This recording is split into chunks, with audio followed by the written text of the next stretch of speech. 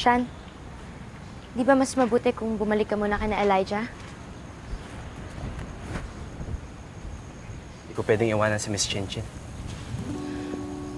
Pero naipit ka naman sa gulo ni na Aling Sylvia. Tsaka di ba pamilya mo pa rin naman sina Elijah at Mr. Rodente? Since when has Dad treated me like family? Pero paano ka naman? Kaya kong tiisin lahat na nangyayari sa akin ngayon.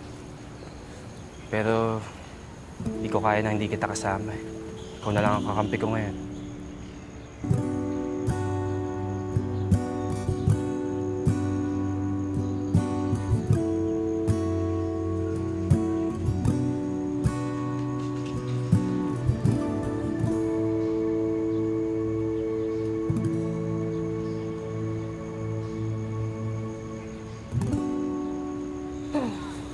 Pwede ko bang makausap ang anak ko?